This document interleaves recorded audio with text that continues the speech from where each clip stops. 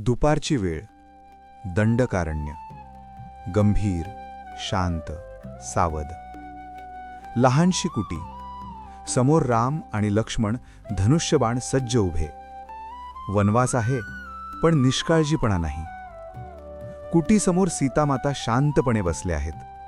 वनातील साध्या जीवनातही मर्यादा जाग्या आहेत. अचानक पावलांचा आवाज. झाडांच्या आडून एक स्त्री पुढे येते. अंगावर दागिने, हातात शस्त्र, चालण्यात सत्ता. ती आहे शूर्पणखा. तुम्ही कोण? या भागात शस्त्र घेऊन फिरण्याची परवानगी नाही. हा प्रदेश लंकेश्वर रावणाच्या अधीन आहे. आम्ही अयोध्येचे राजकुमार वनवासासाठी येथे आलो आहोत.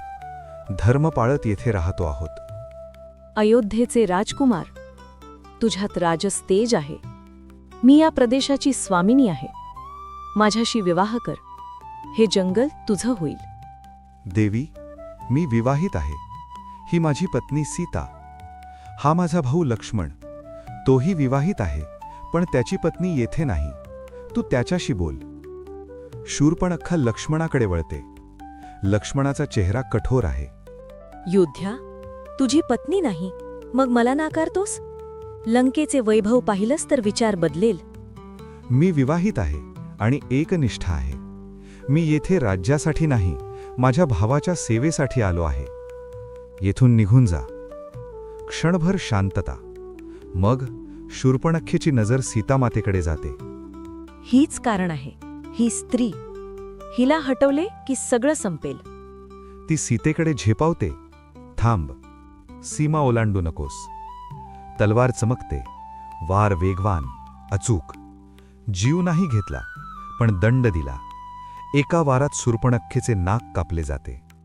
आह, तुम्ही मोठी चूक केलीत. मी लंकेश्वर रावणाची बहीण आहे. माझा भाऊ हा अपमान सहन करणार नाही. तो तुम्हाला याची शिक्षा देईल.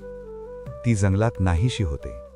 वन पुन्हा शांत, पण आता ती शांतता वादळाआधीची आहे. लक्ष्मणा, दंड योग्य होता, पण आता युद्ध टळणार नाही.